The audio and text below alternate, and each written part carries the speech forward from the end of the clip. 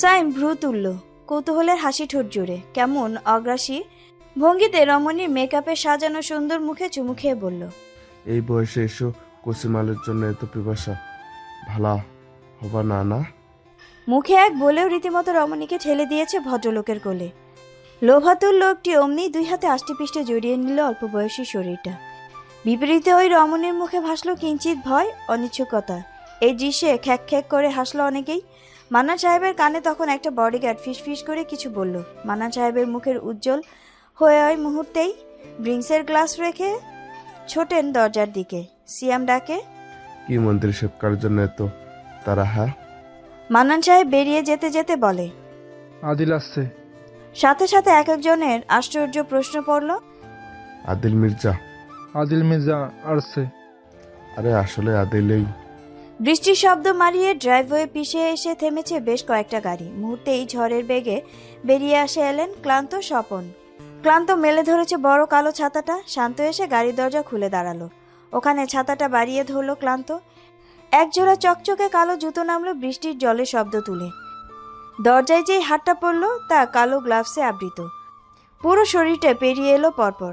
আদিত্যের shoot রাতের আধারেও চেয়েও কালো, কালো চোখে মুখে ভঙ্গি। এক ফোঁটা বৃষ্টির জলও তার শরীরে ছুঁতে পারল না। মান্নান সাহেব হাসতে হাসতে আসলেন। আইছো তুমি, কখনো তো আনা যায় না তোমারে বাপজান। আদিত্য তাকালো এক পলক। স্বপন ব্রিফকেসটা এগিয়ে দিল। আদিত্য হাঁটা অবস্থায় রেখেই বেশ নির্বিকার ভঙ্গিতে বলল, জন্মদিনের শুভেচ্ছা মন্ত্রী সাহেব। ব্রিফকেস খুলতেই হাসি গাঢ় হলো ভদ্রলোকের। উচ্ছ্বাসে ফেটে পড়লেন। নাক দিয়ে ঘ্রাণ নিয়ে ব্রিফকেসটা পাশে বডিগার্ডের হাতে দিয়ে আদেশ ছুড়লেন, সাবধানে রাখো। পরপর আদিত্যের গতির সাথে গতি মিলালেন। প্রবেশ করলেন বাংলোর ভেতর। খানিকের জন্য বয়ে গেল তীব্র নীরবতা। নীরবতা ভাঙল কারো উচ্ছ্বাসের শব্দে, তা কারো বিদ্রুপ মাখা হাসি। অনেকে ঘৃণায় মুখ ফিরিয়ে নিয়েছে।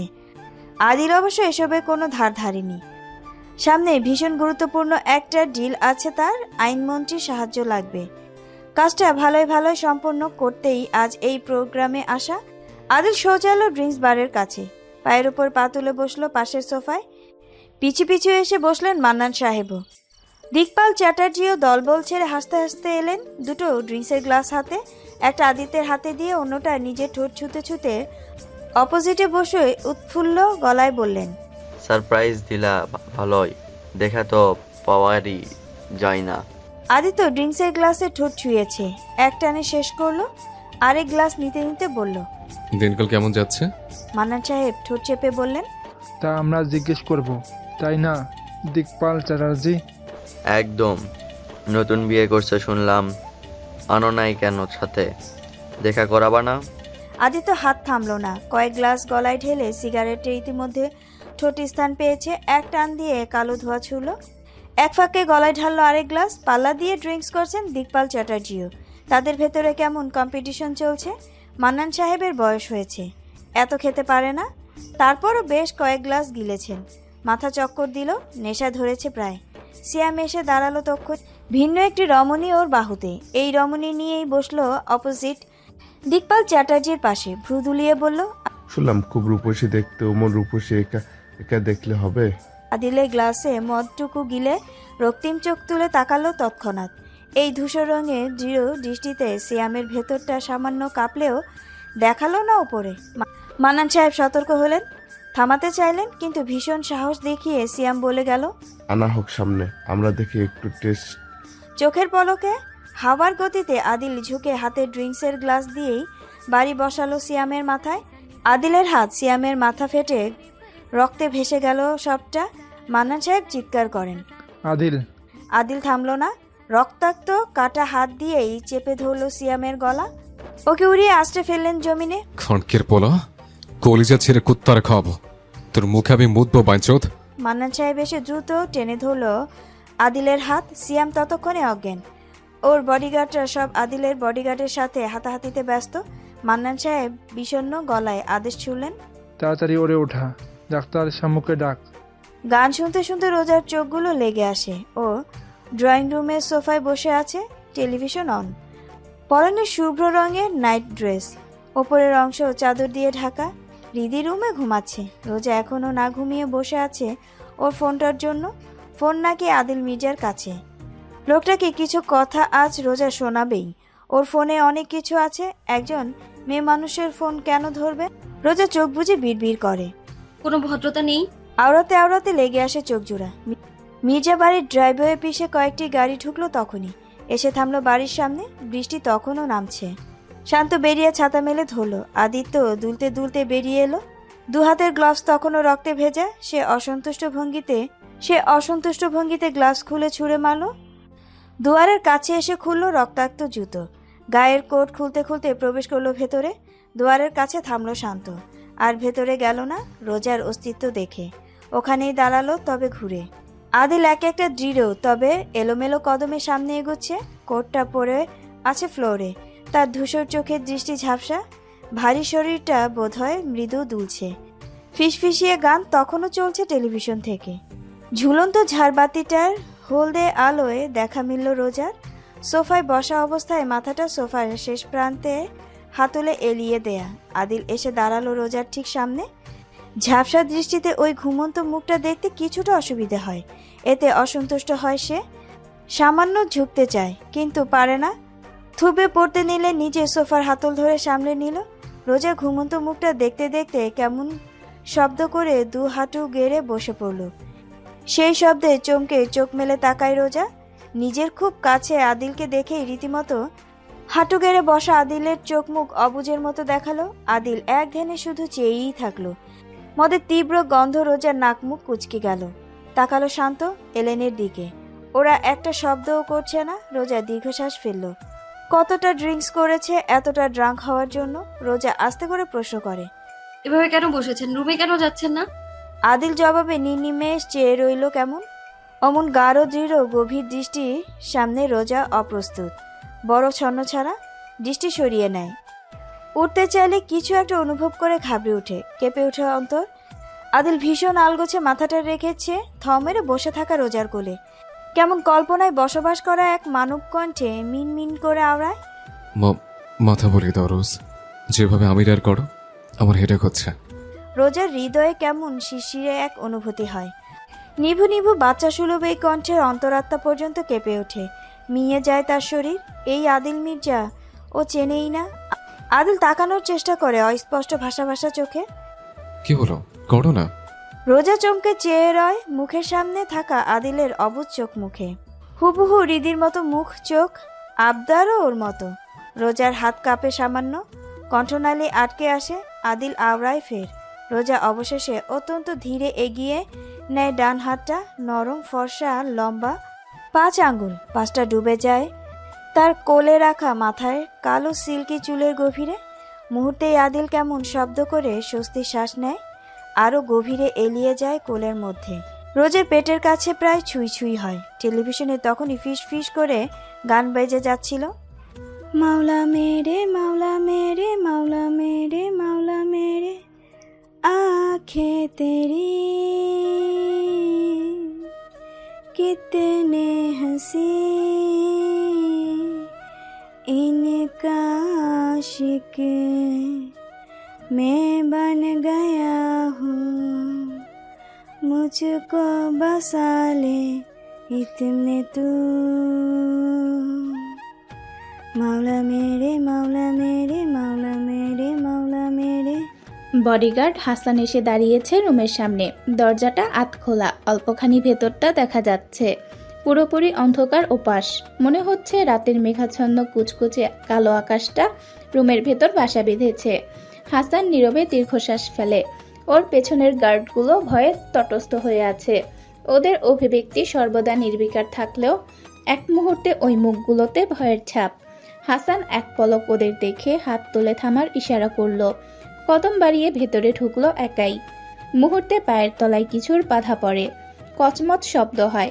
শব্দে বোঝা গেল ও টুকরো কাচের ওপর পা ফেলেছে। আরেক কদম বাড়াতে পুনরায় কিছু পায়ের তলায় পিষে যায়। হাসানের চোখ জোড়া অন্ধকার সইতেই আবছায়া রুমের গোটা পরিস্থিতি দেখতে পেল। মৃত্যুপুরীতে রূপ নিয়েছে। সবকিছু ভেঙে চুরে গুড়িয়ে আছে। সেসবের মধ্যে ক্লান্ত ভঙ্গিতে বসে থাকা শরীরটার পরনে উরু সমান ড্রেস, যা বসার জন্য আরো উপরে উঠে এসেছে। ছোট এলোমেলো চুলগুলোতে চোখ মুখ ঢাকা। পাশের মদের বোতলটা ভেঙে কয়েক টুকরো হয়ে আছে। তরল মদে ওখানটায় ভিজে আছে। হালকা রক্তের মিশেলে অদ্ভুত রঙের রূপ নিয়েছে। হাসানের চোখ গেল বসের রক্তাক্ত হাতে। দ্রুত রুমের বাতি জ্বালালো।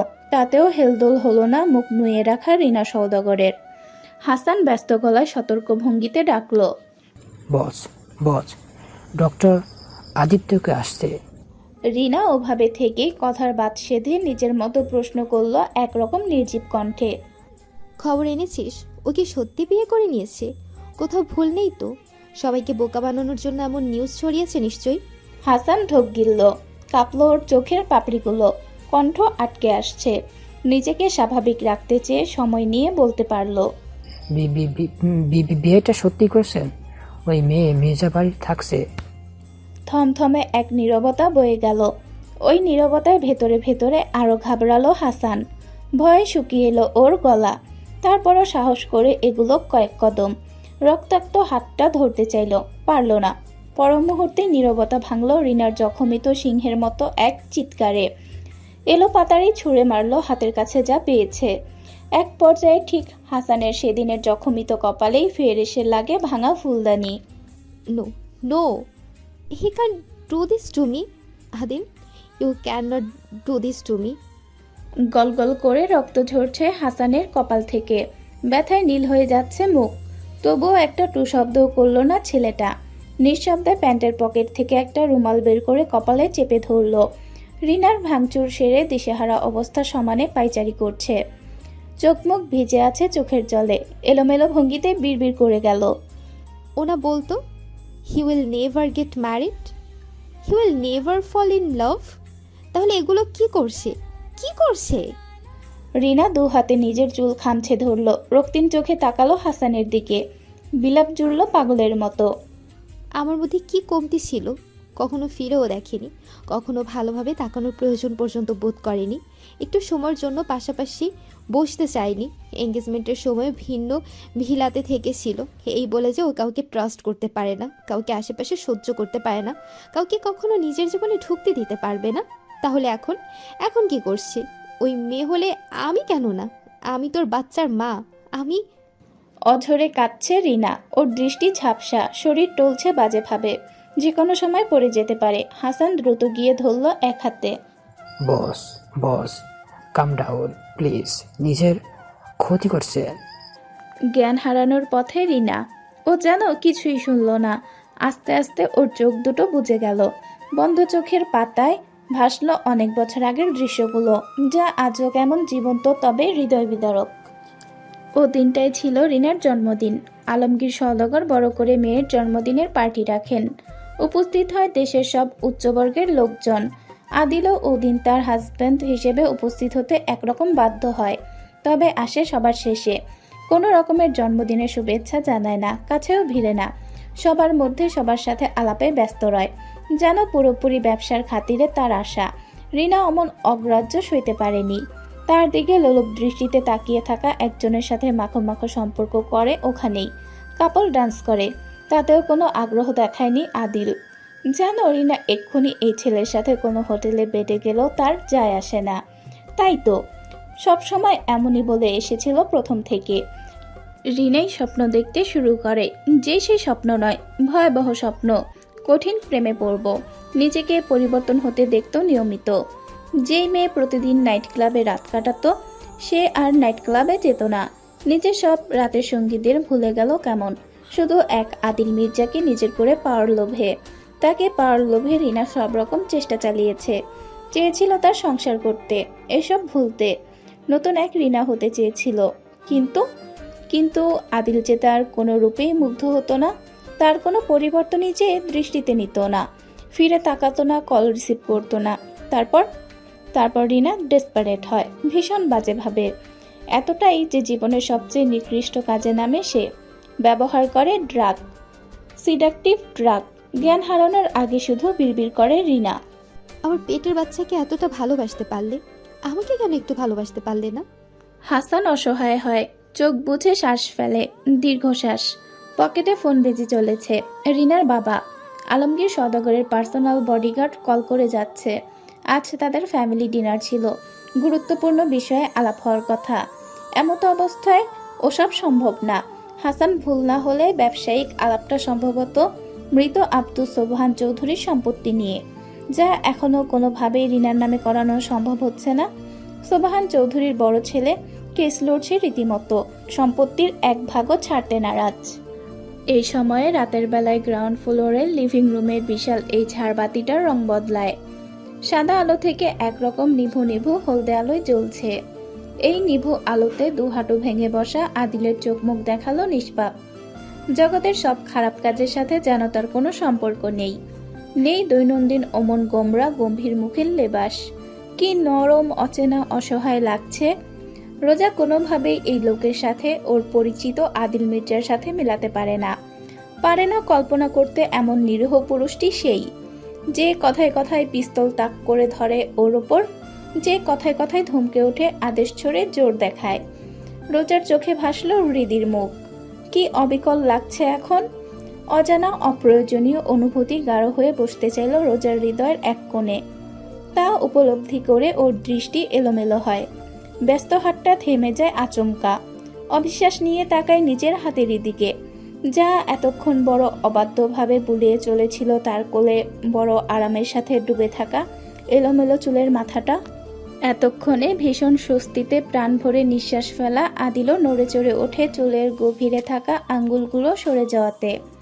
নেশাগ্রস্তের প্রভাবে এলোমেলো দৃষ্টি তুলে তাকালো যখন, রোজার বুক ধপ করে উঠল।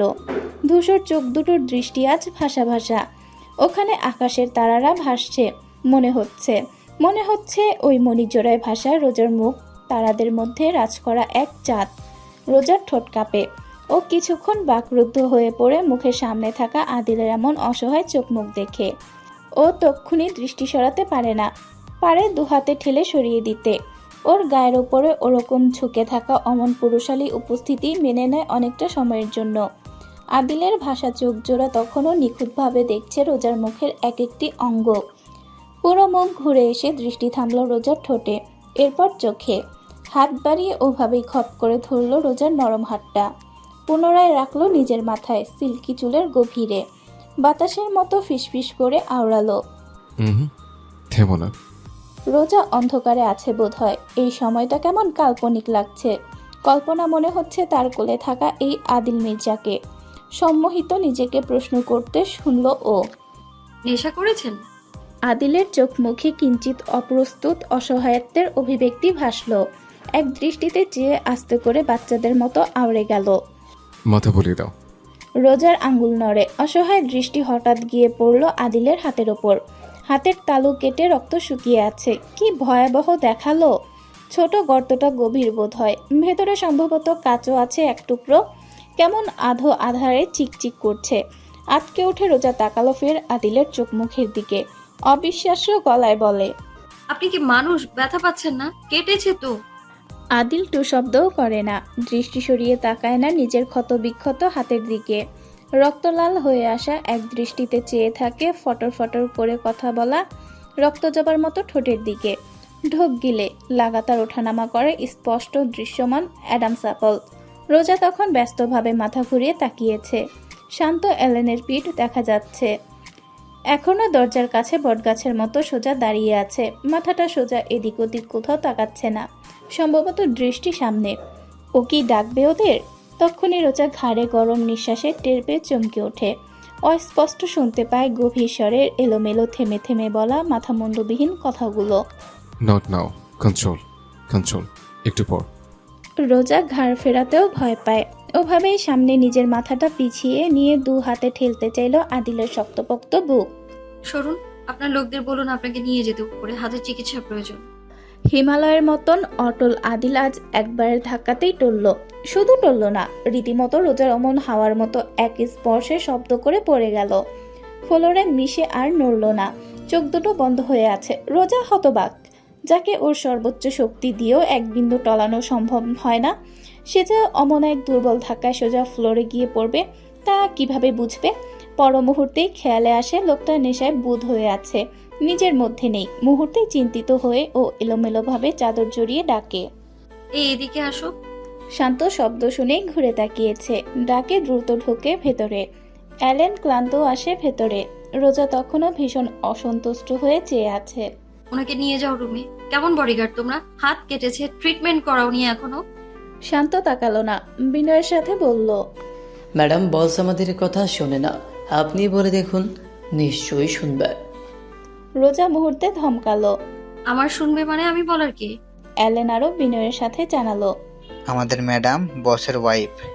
রোজা চোখ বড় বড় করে তাকালো। কি অসভ্য ধুরন্ধর! দেখেনি ওদের বস কিভাবে বিয়ে করেছে ওকে? নিজেরাই তো পিস্তল ধরেছিল ওর পরিবারের ওপর। ওই মুখে এই কথা বলার জন্য চামড়া কত পাতলা হয়ে আছে কে জানে। আর চোখে তাকালো অজ্ঞান হয়ে পড়ে থাকা শরীরটার দিকে। ফ্লোর ঠান্ডা, লোকটার হাত কাটা। কি গভীর ক্ষত! ও দৃশ্যে রোজা আরো অসন্তুষ্ট হয়। ফিরে তাকিয়ে রুক্ষ কণ্ঠে ধমকে ওঠে। কি আশ্চর্য, তোমার বস অজ্ঞান হয়ে পড়ে আছে ফ্লোরে, আর তোমাদের কোনো তাড়া নেই তাকে রুমে নেবার, ট্রিটমেন্ট দেবার? ফাজলামো হচ্ছে এসব।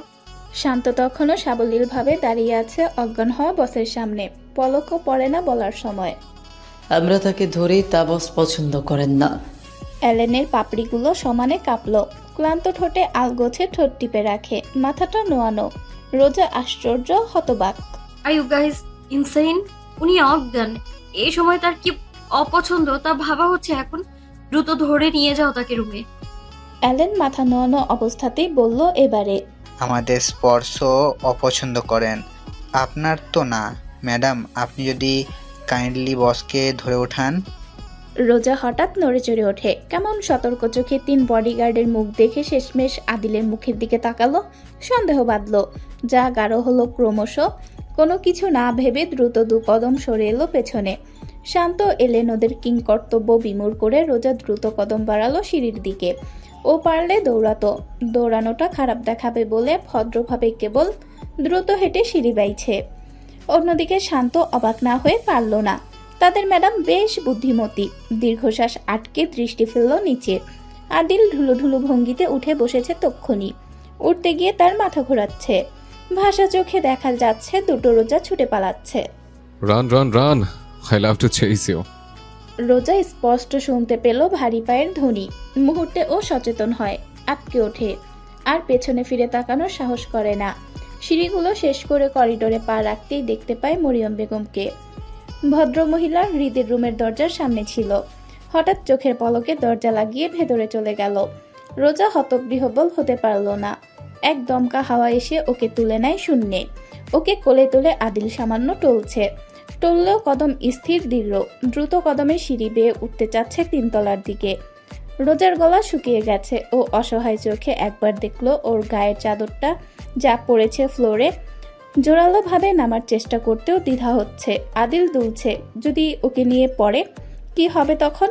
কোনো রকমে বলে, নামান নামা নামায়। আদিল শুনল না। খুব মনোযোগের সাথে বেয়ে সোজা এলো 3 তলায়।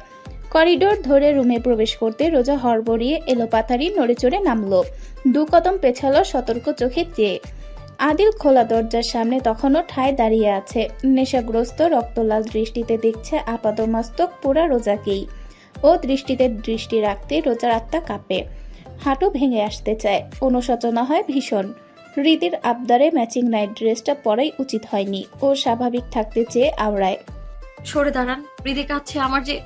আদিল এক মুহূর্ত স্থির থেকে পর মুহূর্তেই দ্রুত প্রবেশ করে। দরজাটা শব্দ করে লক করতেই লাফিয়ে ওঠে রোজা। আতঙ্কে আরো পেছনে চলে যায়। আদিল অধৈর্য ভঙ্গিতে এগুতে এগুতে খুলল গলার টাই কোট, ফেলল ফ্লোরেই। শার্টের বোতাম খুলতে নিলে রোজা ঘাবড়ে একাকার হয়। দৃষ্টি পড়ে আদিলের রক্তাক্ত গভীর ক্ষতর হাতে। কত বড় পিশাচ! হাতের অমন অবস্থা নিয়ে কোনো মাথা ব্যথা নেই। ব্যথা অনুভব হয় না নাকি গন্ডারের চামড়া গায়ে? আদিল শার্ট খুলে ফেলেছে ফ্লোরে। প্যান্টে হাত দিতে রোজা পাশ কাটাতে চেয়ে প্রায় চিৎকার করে ওঠে। কি করছেন? গল্প। মুহূর্তে সতর্ক হলো রোজা। উত্তরটা ওর বড় চেনা লাগলেও মাথা ঘামানোর সময় পেল না। বাম পাশ দিয়ে সাবধানী ভঙ্গিতে যেতে যেতে বলে, একা একা করুন। আদিলের ভাষা ভাষা দৃষ্টি পালাতে চাওয়া রোজাতেই আবদ্ধ। এই গল্পের জন্য 2 জন লাগে রোজ। না, এই মাতালের সাথে কথা বাড়ানো যাবে না। রোজা সুযোগে ঘুরে দৌড়ালো দরজার দিকে। এসে দরজায় হাত ছোঁয়ালো। কম্পিত হাতে লক খুলতে চাইল, তবে শেষমেশ পারল না। পেছন দিয়ে এসে আদিল থাবা দিয়ে ধরল ওর ফিনফিনে পাতলা নাইটি দ্বারা আবদ্ধ কোমর। এক হাতে কোমরে পেঁচিয়ে ঘুরিয়ে চেপে ধরল নিজের সুঠামনগ্ন দেহের সাথে। অনুভব করলো পাতলা শরীরে থরথরে কাঁপুনি। রুমের ধিমি আলোয় রোজাকে ভয়ার্ত বিড়ালের মতো লাগলো। বড় বড় চোখ দুটো কেমন রাঙিয়ে চেয়ে আছে, চোখের কোণে চিকচিক করছে জলে। ঠকঠক করে কেঁপে চলেছে লোভনীয় ঠোঁট জোড়া। আদিল দ্রুত বেগে মাথা নুয়ে তেড়ে যেতে রোজা ধরফরিয়ে হাত বাড়ালো, চেপে ধরলো তার মুখের কাছে আসা মুখ। দাড়ির খোঁচা লাগলো ওর নরম তালুতে, শখ খেলো যেমন, কাঁপলো হাতটা। দ্রুত হাত সরিয়ে আনতে চাইলে আদিল ধরে আরো নিজের ঠোঁটের সাথে মিশিয়ে নিল। সমানে ভেজা চুমো খেলো রোজার হাতের তালুতে। রোজা শক্ত করে এক মুহূর্তের জন্য চোখ বুঝতেই এক পাগলা ঝড় সুযোগ বুঝে ওর অস্তিত্বের ওপর থাবা বসিয়ে দিল। উড়িয়ে নিয়ে গেল যেমন। নিজেকে চোখের পলকে আবিষ্কার করলো বিছানায়। আদিলের অমন ভারী শরীরের সমস্ত ওজন ওর ওপরে। রোজার প্রায় দম বন্ধ হয়ে এলো। একটা শরীরে এত ওজন কিভাবে হয়? মাবুদ! ও দুর্বল হাত দুটো দিয়ে ঠেলে দিতে দিতে হাঁসফাঁস করে বলল, আপনি কি আমায় মেরে ফেলতে চাচ্ছেন? সরুন, উঠুন। আদিল নড়ল না, আরো গাঢ়ভাবে শরীরটা ছেড়ে দিল শীর্ণ নরম সরম দেহের ওপর। মাথাটা ঘাড়ে গুজতে চাইলে রোজা ফের কঠিন আপত্তি জানালো। আপত্তির ধার একেবারে ধারল না আদিল। ফর্সা মসৃণ ঘাড়ে দ্রুত মুখ ডোবালো। স্বস্তিতে শ্বাস টেনে নিল অনেক। রোজা পানিতে ডুবে যাওয়া অসহায় নাবিকের মতো হাঁসফাঁস করে উঠল, কাঁপল থরথর করে। আদিল ঘাড়ে নাক ঠোঁট গুজে খোঁচা খোঁচা দাড়ি দিয়ে ঘষে আওড়ালো। মরবেন না, ঊর্ধ্বে গেলে শ্বাস বন্ধ হতে পারে, তখন নয় আপনার হাজব্যান্ড সিপিআর দিয়ে দেবে। কথাটুকু শেষ করে আদিল মাথা তুলল। রোজার চোখে চেয়ে ঠোঁট ফাঁক করে ইশারা করলো কিভাবে সিআরপি দেবে। রোজা মাথাটা ঘোরালো, দু হাতে ঠেলতে ঠেলতে রাগিত কণ্ঠে বলল, নিজেকেই দিন ওসব। একটু ডেমো দেখান, নিজেকে নিজে কিভাবে সিপিআর দেয় দেখি। আমার quick learner, a good student Mrs Adil, শিখে নেব। আপনি শিখিয়ে দেখেন না একবার। রোজা ঘন ঘন শ্বাস ফেলছে, দাঁত কিরমির করে বলে, জোর জবরদস্তি করছেন? আদিলের মুখ চলে গেল রোজার কানের কাছটায়। ওখানে এলো পাথারি কিছু উষ্ণ চুমুর ঝড় তুলে বলে, করছি। অসভ্য অমান। রোজা এই ভারী শরীরের নিচ থেকে সরতে একটু মুষড়ে উঠল। আদিল নেশাগ্রস্ত ভঙ্গিতে হাসে মিহিসরে। কাঁপে বুক, স্পষ্ট অনুভব করে রোজা। শিউরে ওঠে, পর মুহূর্তেই তার চোয়ালটা ধরল আদিল। দৃষ্টিতে নিজের মহাচ্ছন্ন দৃষ্টি মিলিয়ে মুখ ছুঁই ছুঁই করে ভাষা গলায় বলে, অসভ্য অসভ্য আমাকে ভাল লাগছে না, যেহেতু সভ্য করুন, আমি হতে রাজি। রোজা চোখ রাঙালো, দেখলো আদিলের অবচেতন হাবভাব। নেশায় বুধ হওয়া চোখ মুখে চেয়ে দাঁতের দাঁত পিষে নির্বিকার মুখে বলল, আচ্ছা উঠে বসুন, তবে শুনুন আমার কথা। আদিল অস্পষ্ট চোখে কিছুক্ষণ চেয়ে থাকলো। রোজাকে হতবিহব্বল করে ধীরে ধীরে সরে এলো ওর শরীরের ওপর থেকে, পাশেই বসলো। বড় বাধ্য। রোজা হতবাক, ঢোক গিলল। পরনের এলোমেলো নাইটিটা গায়ে ভালোভাবে জড়াতে জড়াতে সতর্ক চোখে চেয়ে বলে, গুড, আর একটু সরে বসুন। আদিল অসন্তুষ্ট ভঙ্গিতে ডান ভুরু তুলল, তবে কথা শুনল। আরেকটু সরে বসলো। রোজা তৎক্ষণাৎ বিছানা থেকে লাফিয়ে নামলো। জুতোয় পা জোড়া গলিয়ে আদিলের দিকে সতর্ক ভঙ্গিতে চেয়ে থেকে কয়েক কদম পেছালো। দ্রুত ঘুরে ছুটল দরজার দিকে। নবে হাত রেখেছে সে, মুষ্টে দরজাটা খুলে বেরোবে এমন সময় মনে হলো ঝড় বয়ে গেল সেকেন্ডের জন্য। আদিল হাওয়ার বেগে এসে কোলে তুলে নিয়েছে। মৃদু শব্দ করে হাসতে হাসতে নরম বিছানায় ঝুলল ওর শরীরটা। গায়ের উপর ঝাঁপিয়ে পড়ল আবারও, আওড়ালো মুগ্ধ গলায়, আপনার জন্য এমন অসভ্য আদিলই পারফেক্ট, মিসেস মির্জা। রোজা তটস্থ, ভীত সন্ত্রস্ত। জান চলে যাবে এমন ভঙ্গিতে যখন চোখ মুখ শক্ত করে বুঝে রাখলো, বুঝলো ওর ওপরে থাকা শরীরটা আর নড়ছে না। রোজা চোখ মেলে তাকালো, মাথাটা ঘুরিয়ে তাকাতেই দেখলো আদিলের চোখ বোঝা, সম্ভবত জ্ঞান নেই। রোজা স্বস্তির শ্বাস ফেলল, ধীরে ঠেলে তার ওপর থেকে সরালো। জখমিত হাতটা রোজার চোখের সামনে, কাজটা আর নেই ক্ষতের মধ্যে, বেরিয়ে এসেছে। তাজা রক্ত বেরিয়েছে সামান্য। ও বিছানা থেকে নেমে সোজা চলে যেতে চাইল, কিন্তু কেন যেন পারল না। দরজার কাছে এসে পুনরায় ফিরে তাকালো। রক্তাক্ত হাতটা ওর চোখে লাগছে। দাঁতে দাঁত পিষে কিছুক্ষণ দাঁড়িয়ে থেকে অবশেষে পুনরায় ফিরে এলো। রুমের চতুর্দিকে তাকালো। টি টেবিলের ওপরে মেডিকেল বক্স পড়ে আছে। রোজা ওটা হাতে নিল, এসে বসলো বিছানায়। অসন্তুষ্ট চোখে তাকালো অজ্ঞান হওয়া আদিলের মুখের দিকে। অনিচ্ছুক ভঙ্গিতেই ঘা পরিষ্কার করলো অ্যান্টিসেপটিক দিয়ে। ক্ষতের ওপর গজ প্যাড দিয়ে ব্যান্ডেজ করে হাফ ছাড়লো যেন। মেডিকেল বক্স ওভাবে এলোমেলো ভঙ্গিতে রেখেই পালালো। ওখানে আর 1 সেকেন্ডও থাকার সাহস সঞ্চয় করতে পারল না। গা ছমছমে নীরবতা বয়ে যাচ্ছে। শান্ত অ্যালেন স্বপন দাঁড়িয়ে আছে সোফার সামনে, আর চোখে দেখছে বসের স্বাভাবিক চোখ মুখ।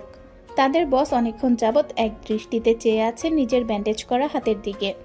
অন্য হাতে ভীষণ অবহেলার সাথে জ্বলন্ত সিগারেট ধরে রেখেছে।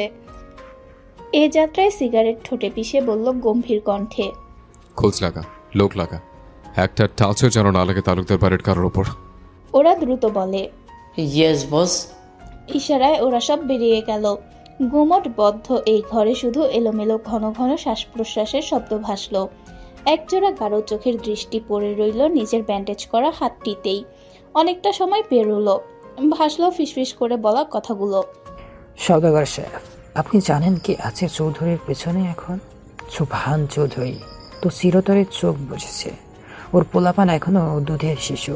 এমন হাড্ডি হাড্ডি লড়াই আপনার সাথে কেমনে লড়তেছে এখনো বোঝেন নাই? আলমগীর সওদাগরের চোখ মুখ মুহূর্তে সচেতন হয়, চকিতে তাকায় প্রশ্নাত্মক দৃষ্টিতে।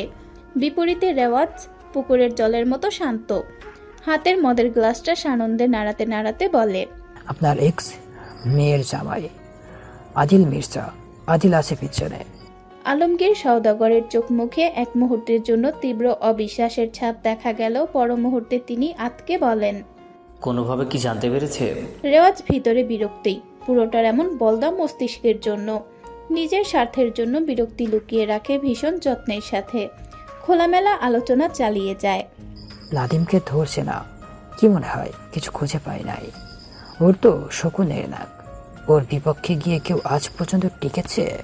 আলমগীর সওদাগরের কপালে চিন্তার ভাঁজ স্পষ্ট। নাদিমকে তো সোজা অর্ডার আমার লোকেরা দেয়নি, এখানে অনেকের হাত আছে, আমি ঢুকেছি। তাইলে রেওয়াজ নিজেও কিছুটা বিচলিত, আশ্চর্যও বটে। তা তো আমিও বুঝতে পারছি না। ও যদি কিছু খোঁজ না পায় তাহলে হঠাৎ আপনার পেছন লাগলো কেন? সাথে আইনমন্ত্রী লাগাই দিচ্ছে। কোর্টের পজিটিভিটি কিন্তু ওদের দখলে। একটা কানাকড়িও মনে হয় না আপনার কপালে জুটবে সওদাগর শেফ। পরিস্থিতি হাতের বাইরে। আদিল যদি আমার ধারণার মতে সত্যি জেনে যায় ওর জানের টুকরোর মায়ার আক্রমণের পেছনে আমরা আছি, খেল পোড়াই খতম। আলমগীর সাহেবের প্রেশার বেড়ে যাচ্ছে বোধহয়। বুকের ওঠানামার গতি অস্বাভাবিক আর দ্রুত। তিনি হাপিত্তেশ করে ওঠেন। এখন হাত খুটিয়ে বসে থাকা তো যাইব না রেওয়াজ, জানা লাগবো তো। কি করবো বুদ্ধি দাও। আমার কোটি টাকার ইনভেস্টমেন্ট এখানে, ওই কোম্পানি আমার লাগবই লাগবো। রেওয়াজ গ্লাসে চুমুক বসালো। সিলভার রঙের পাওয়ার গ্লাসে ঢাকা চোখ দুটো দৃষ্টি গভীর হলো, আওড়ালো। খবরে জানলাম বিয়া করেছে আদিল মির্জা। সাধারণত মনে হইতেছে না। লাভসাবের ব্যাপার আছে এখানে। বইয়ের হেভি টাইট সিকিউরিটির ভেতর তো রাখে, সাথে শ্বশুর বাড়ির উপরও লোক পাঠিয়েছিলাম। ওর বডিগার্ড চতুর্দিকে। কিছু বুঝছেন? আলমগীর সাহেব খানিকটা অবিশ্বাস্য নিয়েই বললেন, দুদিনের এক মাইয়ার জন্য রিস্ক নিব? আদিল মির্জা ওরে চিনো তুমি? আমার মাইয়ারে বিয়ে দিয়েছিলাম ওর সাথে। ভাবছিলাম মাইয়ারে দিয়া ভাবতে পারবো আমার সাথে। রিনার প্রতি যদি ওর বিন্দুমাত্র ইন্টারেস্ট থাকতো তাইলেই ওরে আমি টাইনা ধরতাম, কসম। অথচ এত বছরের একটা বন্ধন থেকে যখন রিনারে আনলাম, চোখের পলক ফেলে নেহালার পথে আটকানোর কোনো চেষ্টা তো নাই। উল্টার রিনার দ্বিতীয় বিয়েতে আমার জন্য পাঠাইছে ইতালির সিগারেট। থুহ। ভদ্রলোকের মুখ তেতো হয়ে এলো। বিড়বিড় করলেন বাকিটা। দেখা যাইব আমার সময়, পরিশ্রম সব নষ্ট। রেওয়াজ ভাবুকভাবে মাথা দোলালো, ভীষণ দৃঢ়ভাবে বলল, কাহিনী আছে এখানে সওদাগর শেফ। আমার অনুমান সত্য হওয়ার সম্ভাবনা দারুণ। আদিল মির্জার গুরুত্বের উইকনেস আছে ওর বর্তমান বইয়ের উপর। ধারণার বাইরেও হতে পারে। কোন পর্যায়ে গেলেও ওর বইয়ের পাশাপাশি বইয়ের বাপের বাড়িতে গার্ডস রাখে, তাও আবলা। যে সেই গার্ডস না, ওর ড্রেনের গার্ডস, ওর পার্সোনাল গার্ডস সব। আলমগীর সাহেবের চোখ তীক্ষ্ণ হয়। থমথমে ওই মুখে চেয়ে রেওয়াজ গলা নামিয়ে বলে ফিসফিস করে, একটা রিস্ক নেবেন নাকি সওদাগর শেফ? হালারে টালাইতে পারলে চৌধুরী সামলানো সহজ হইয়া যাইব। আলমগীর সাহেব ভাবুক, মাথা দুলিয়ে কোনো রকমে আওড়ালেন। সময় দাও, আমি ভাবি। রেওয়াজ উঠে দাঁড়ালো। তাহলে আসি, আমাকে জানিয়েন, দেরি করা যাইব না কিন্তু। গম্ভীর মুখে শুধু মাথা দোলালেন আলমগীর সাহেব। রেওয়াজ ব্রিফকেস হাতে বেরিয়ে গেল। টি টেবিলের ওপরে রাখা দামি গ্লাসের ভেতরটা মদে ভর্তি ছিল। ওটা ওভাবেই তুলে ছুঁড়ে মারলেন তিনি। গ্লাসটা স্পর্শ করেছে আকাশি রঙের টি টেবিল। মুহূর্তে দুটো মিলেমিশে ভাঙচুরের শব্দে গোটা লিভিং রুম ভরে গেল। এতে বিন্দুমাত্র কাঁপল না আলমগীর সওদাগরের পাশেই দাঁড়ানো নৈবেদ্যর শরীর। পড়ল না চোখের পাপড়ি। ওর গম্ভীর মুখ একরকমই রইল বসের তীব্র ক্রোধের সামনে। আলমগীর সাহেব রেগে মেগে অস্থির ভঙ্গিতে পায়চারি করে যাচ্ছেন। কণ্ঠ থেকে ঝরে পড়ছে আগুনের ফুলকি। একটা অবাধ্য পয়দা করছি, কাজের কাজ কিচ্ছু হয় না। কত টাকা খরচ করছি এই অজাত কুজাত মায়ার পিছনে? হ্যাঁ, ওর আইডিয়া আছে কত টাকার ইনভেস্টমেন্ট এখানে যুক্ত। ও এখন পেমেন্ট ভণ্ডামি দেখায় আমারে। ওর মায়ের মতন ওরেও আমি মাটির তলে গাইরা ফেলবো। বান্দির বাচ্চা, চেনে আমারে? বারবার করে বলছি আজকে ওর থাকা লাগবো। কোটি কোটি টাকার সম্পত্তি। ওই বান্দির পুতেরা তো এক কালা ছাড়তে নারাজ। আমি এতগুলো বছর অপেক্ষা করছি কি খালি থালা হাতে ফেরার জন্য? আলমগীর সাহেব থামলেন। হুঙ্কার তুলে আদেশ ছুড়লেন নৈবেদ্যের উদ্দেশ্যে। লাগলে ওর হাত পা বাইন্ধা আমার কাছে নিয়ে আয়। আমার শত্রু আমার জানের পেছনে লাগা কুত্তার জন্য ও কাঁদে, আমার বিপক্ষে যায়, অবাধ্য হয়, ওর আমি মেরে ফেলবো। নৈবেদ্য বাধ্যভাবে মাথা দুলায়। ওর পাশে দাঁড়ানো শাহাদাত সামান্য অসন্তুষ্ট হয়। বছর ধরে বস নৈবেদ্যকে অতিমাত্রায় লাই দিচ্ছে, যা ওর পছন্দ হচ্ছে না। বডিগার্ডসদের মধ্যে শাহাদাত আলমগীর সওদাগরের কাছের নিজের পালিত। নৈবেদ্য আউটসাইডার। একটা আউটসাইডারকে এত ভরসা করা কি ঠিক? পর মুহূর্তেই দীর্ঘশ্বাস ফেলল। ভরসা করবে নাই বা কেন? সেবার নৈবেদ্য নিজে বুক পেতে গুলি খেয়েছিল আলমগীর সওদাগরের জন্য। এরপর থেকে অন্ধবিশ্বাস করেন আলমগীর সওদাগর। অথচ শাহাদাত পারে না কেন যেন পুরোপুরি বিশ্বাস করতে। একটা খচখচে সন্দেহ থেকে যায়। আকাশের বুকে ভেসে বেড়ানো মেঘের মতো ধোয়াটে সেই স্মৃতি। আবছা আবছা, তবে সুখের চাদরে জড়ানো, তুলোর মতো নরম। বিশাল লিভিং রুমের সোফায় খুব সুন্দরী একজন নারী বসে আছেন। পরনে সিল্কের দামি শাড়ি, কালো ভীষণ বড় চুলগুলোতে পরিপাটি এক খোপা করা। কি সুন্দর সেই নারীর চোখ মুখ গায়ের রং। হাসলে মনে হয় পদ্মফুল ফুটেছে। নিপুণ দৃষ্টিতে চেয়ে যখন কথা বলল, কি নরম শোনালো, মন চাইল শুনেই যেতে। বাবা, এই যে আমার লক্ষ্মী বাবাটা, সোনা বাবাটা, আপনার দুষ্টু বাবার মতন মোটেও দুষ্টু করবেন না, কেমন? খুব খারাপ লাগছে, ভীষণ খারাপ। তার মতো হওয়া যাবে না কিন্তু। আপনি পড়াশোনা করবেন, সৎ হবেন, মানুষের মতো মানুষ হবেন, জীবনে চমৎকার কিছু হবেন, আপনার নানার মতো। জানেন তো আপনার নানাকে? সৎ, সাহসী, যোদ্ধা সে। অমন হবেন, বুঝেছেন?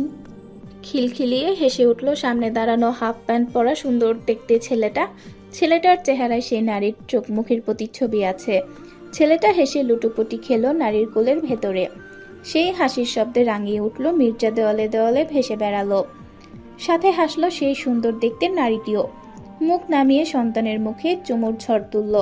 তক্ষুনি দুয়ার থেকে ভেসে এলো এক পুরুষালী কণ্ঠ। যেই কণ্ঠে একরকম অদেখা শক্তি আছে, আছে গাম্ভীর্যের প্রভাব। তারপরেও কেমন অসহায় শোনালো এক মুহূর্তে। গোলনা হায়ার, এই কিন্তু ঠিক হচ্ছে না। দিস ইজ মাই সান, এই ওসমান মির্জার ছেলে। দেয়ালের বিশাল ঘড়ির কাঁটা ঘুরছে 3:19। ঘরটা ঘুটঘুটে অন্ধকার, নিষ্প্রাণ। সোফার হাতলে মাথা এলিয়ে দেওয়া আদিলের চোখ জোড়া বন্ধ। কপালে বিন্দু বিন্দু ঘাম জমেছে। বুকের ওঠানামার গতি দ্রুত, অস্বাভাবিক। ঘরের ভেতরে থাকা তার চোখ জোড়া বন্ধ থেকেও অনবরত নড়ছে। চোখের কোণ পেয়ে গড়ালো এক ফোঁটা চোখের জল। ঠোঁট নড়তে চাচ্ছে, তবে পুরোপুরি নড়ছে না। নীরবতা ভাঙল অনেকটা সময় পর। একটি শব্দের ডাক ভেসে বেড়ালো ঘরের দেওয়ালে দেওয়ালে। দরজায় টোকা পড়ল তক্ষুনি। একের পর এক শান্ত ডাকলো, বলস। আদিলের ঘোর ভাঙে। চায় অস্পষ্ট ভাষা চোখে। ইতিমধ্যে প্রবেশ করেছে শান্ত। ঘরের বাতি জ্বালিয়েছে। বসের এমন অবস্থা দেখে ও অবাক হয় না, তবে ভীষণ দ্রুততার সাথে এক গ্লাস পানি এনে রাখে সামনে। আদিলের ঘোর কেটেছে। এক ফোঁটা চোখের জলের দাগ তখনও বিদ্যমান। চোখে মুখে সেই অসহায়ত্বের ছিটাফোঁটা আর নেই। বরাবরের মতোই নির্বিকার, চূড়ান্ত গম্ভীর। পানির বদলে এক গ্লাস মদ ঢেলে গিলে ফেলল একটানে। গ্লাসটা শব্দ করে রেখে ব্যান্ডেজ করা হাতে একটা সিগারেট ধরাতে ধরাতে বলল, এসেছে? অ্যালেন এসে দাঁড়িয়েছে শান্তর পাশে। বলে, বাংলোতে। আদিল উঠে দাঁড়ালো। তার উদম পেশিবহুল শরীর ঘামে চিকচিক করছে। এক একটা মাংসপেশি ফুলে ফেপে উঠেছে। সতেজ হয়ে আছে কাঁধের বাজ পাখিটা। কি রুক্ষ, সতেজ আর কালো দেখালো ওটাকে। হিংস্রতাকে আরো গাঢ়ভাবে সম্বোধন জানালো যেন। আদিল হাতে তুলে নিল পিস্তলটা, প্যান্টের পেছনে ঢোকালো ওটাকে। বেলটা যেটা ফ্লোরে ছুঁড়ে মেরেছিল ওটা তুলে হাঁটা ধরলো। এলোনো পিছু পিছু বেরোচ্ছে। শান্ত দ্রুত একটা শার্ট নিয়ে বসের পেছনে ছুটল। পুরো বাড়ি নীরব। আদিলের পা জোড়া থামলো দোতলায় এসে। তখনও পাকাপোক্ত হাতটা বেল্ট বাঁধছে। ওভাবে এগিয়ে এলো হৃদের রুমের সামনে। ঠেলা দিয়ে বুঝলো ডোর লকড। আদিল হাত বাড়াতেই অ্যালেন চাবিটা দিল। আদিল দরজা খুলে নিঃশব্দে ঢুকলো ভেতরে। বেডের পাশে নাইট ল্যাম্পের মৃদু আলোয় স্পষ্ট রোজার মুখ। মিষ্টি ঘুমে আবদ্ধ ও। ওর বুকে বিড়াল ছানার মতো লেপ্টে আছে হৃদি। আদিল কয়েক কদম এগিয়ে গেল, এসে দাঁড়ালো সামনে। তার ছায়ায় ঢেকে গেল রোজার উজ্জ্বল মুখ। আদিল ঝুঁকল, নির্নিমেষ দেখল রোজার ঘুমন্ত মুখ। মুখ নামালো, ঠোঁট ডোবালো রোজার নরম গালে। এতে মেয়েটা নড়ে উঠল, গোঙালো। আদিল তাকায় মেয়ের দিকে। মেয়ের কপালে ঠোঁট ছুঁয়ে অবশেষে বেরিয়ে আসে। আর ফিরে তাকালো না। শান্ত এগিয়ে দিল কালো রঙের শার্টটা। আদিল হাঁটতে হাঁটতে শার্টটা গায়ে জড়াচ্ছে। থেমে থেমে কিছু গুরুত্বপূর্ণ প্রশ্ন করছে। বিপরীতে শুনছে শান্তর অনুমান। ইতিমধ্যে গাড়ির দরজা খুলে ধরেছে স্বপন। আদিল উঠে বসলো। সামনে বসলো শান্ত, এলেন। 6টা গাড়ি এই অন্ধকারে বেরিয়ে এলো মির্জাবাড়ি ছেড়ে। নীরব শুনশান ভেজা রাস্তা জুড়ে 6টা গাড়ির আধিপত্য জুড়ল। দ্রুত গতিতে ছুটে চলল গন্তব্য উদ্দেশ্যে। যখন গন্তব্যে এসে থামলো ততক্ষণে মৃদু আলো ফুটতে শুরু করেছে পৃথিবীর বুকে। পিনপতন নীরবতায় ঢেকে থাকা এই বাংলোটা আড়াল, আবছায় জড়ানো। দরজা খুলে ধরতে আদিল তার গাড়ি থেকে বেরিয়ে এলো। সোজা ঢুকলো ভেতরে। বাংলোর ভেতরটা অনেকটা গোডাউনের মতো। পদে পদে রহস্যের বেড়াজাল। বাংলার বেশ ভেতরে একটা পুরনো দেওয়াল, অথচ ওটা ঠেলতেই দরজার মতো খুলে গেল। প্রবেশ করে আদিল, পেছনে শান্ত আর অ্যালেনো। মধ্যে একটা বড় বোর্ড পাতা। বোর্ডের মধ্যে মোটা দড়িতে বেঁধে রাখা হয়েছে যাকে সে নাদিম। চোখ মুখ দিয়ে রক্ত গড়িয়ে পড়ছে। উলঙ্গ শরীরে সহস্র ক্ষত। ক্ষত বিক্ষত শরীরের দিকে তাকালো না আদিল। শোনার প্রয়োজন বোধ করল না দুর্বোধ্য গলায় বলতে চাওয়া নাদিমের একটা বাক্য। আদিল সোজা এসে বসলো কালো লেদারের সোফাটায়। একটা সিগারেট ধরাতে ধরাতে তাকালো বোর্ডের পাশে দাঁড়ানো শরীরের ওপর। মাথা থেকে পা পর্যন্ত ঢেকে থাকা লোকটা যন্ত্রের মতন নড়ল। খুলল মুখের মাস্ক। সাদা নকল চুল, যাকে দেখে থমকালো নাদিমের রক্তাক্ত চোখ। বোবার মতো ও শব্দ করতে চাইল। নিজেকে ছদ্মবেশে সাজিয়ে রাখা লোকটার চোখ মুখ তখনও নামানো। সোজা এসে দাঁড়ালো আদিলের সামনে। হাঁটু ভেঙে বসলো, ডাকলো, বস। আদিলের চোখে মুখে তৃপ্তির ছোঁয়া। সহসা সাব্বাসের তাগিদে চাপড়ে দেয় লোকটার কাঁধ।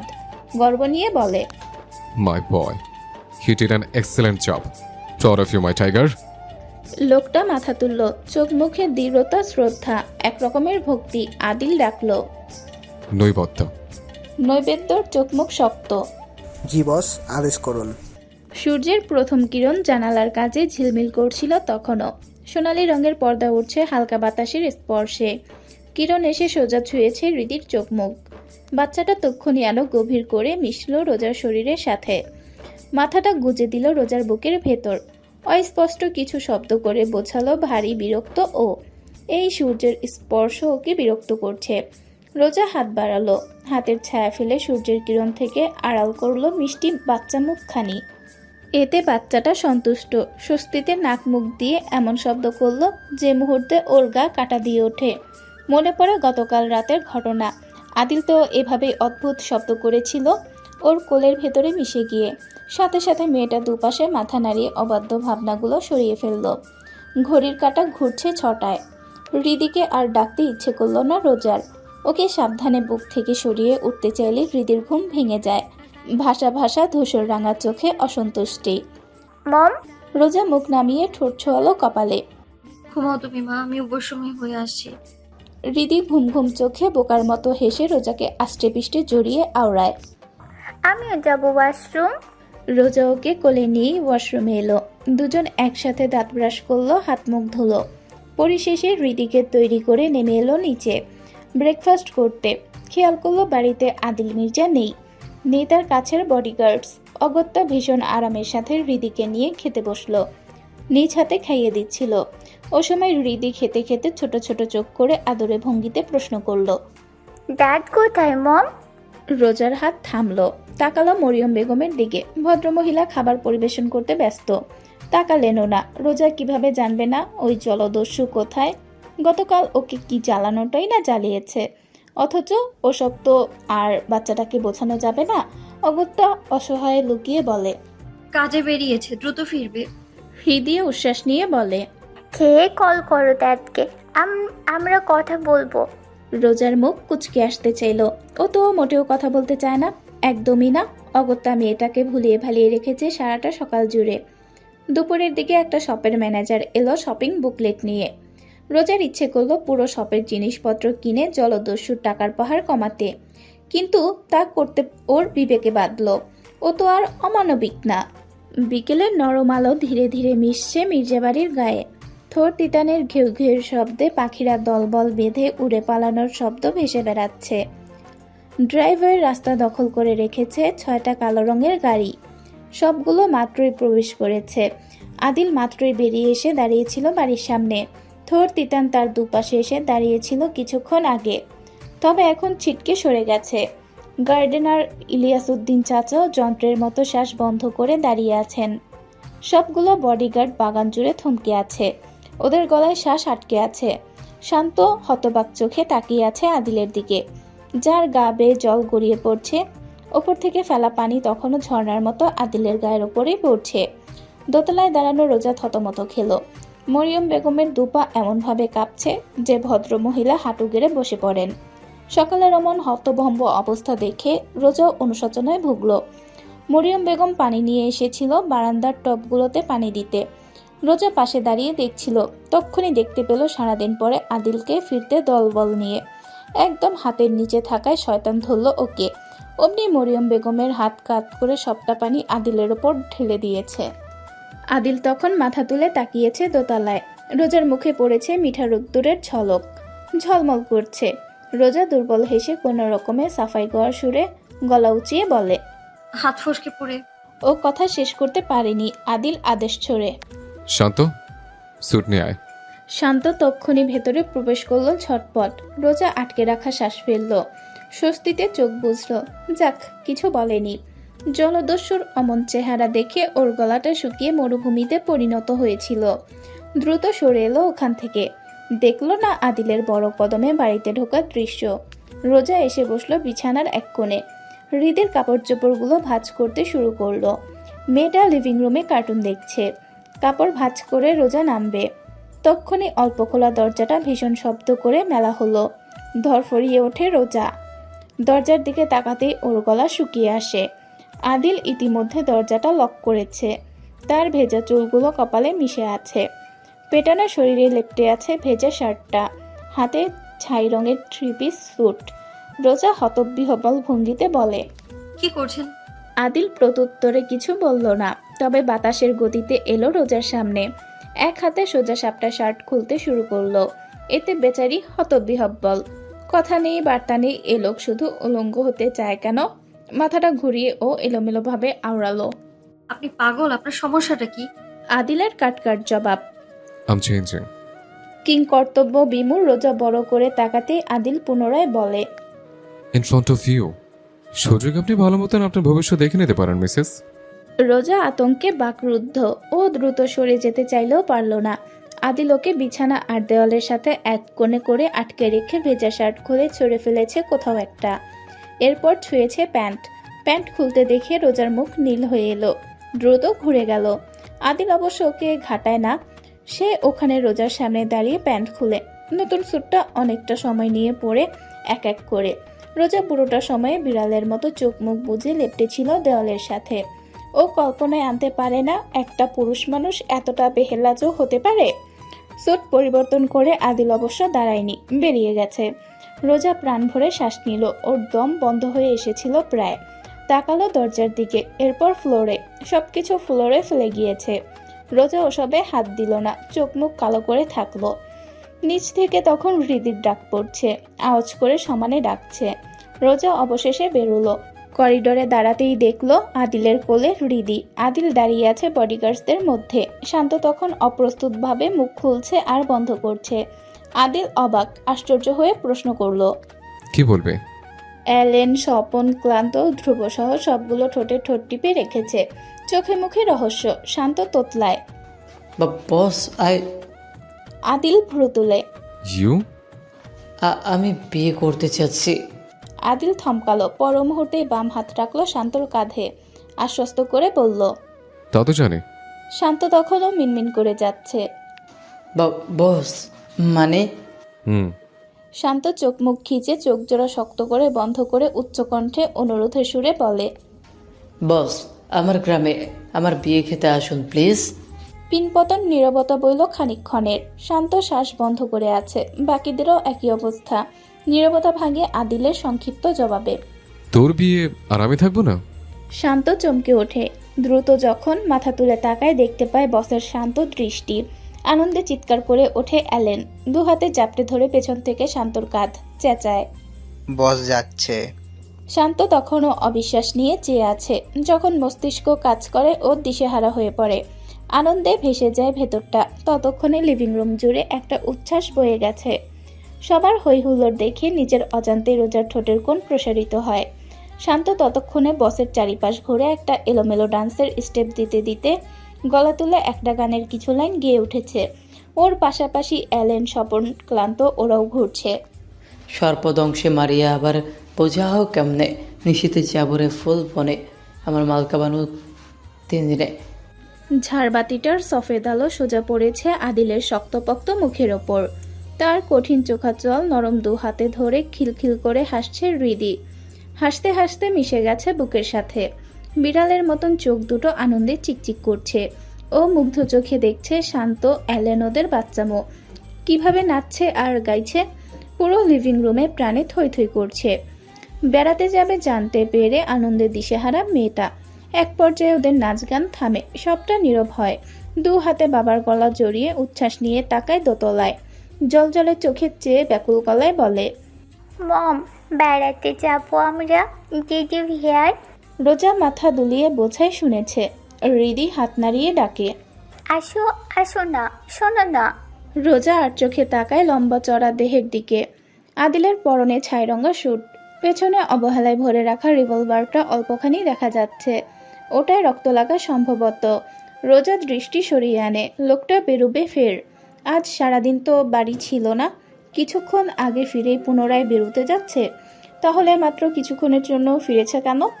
বুদ্ধিমতী রোজা গভীরে ভাবার সাহস করে না। হৃদির ক্রমাগত ডাকে অবশেষে কদম বাড়ায়। করিডোর পেরিয়ে সিঁড়ি বেয়ে নামতে ধরে। আদিল ঘুরে দাঁড়িয়েছে, তাকিয়ে আছে তার দিকেই। ধারালো ওই দৃষ্টি উপলব্ধি করেই রোজার ভেতরটা শুকিয়ে আসে। কদমও থেমে যেতে চায়। ছন্ন ছাড়া দৃষ্টি তুলে যখন তাকালো, দৃষ্টিতে দৃষ্টি মিলল।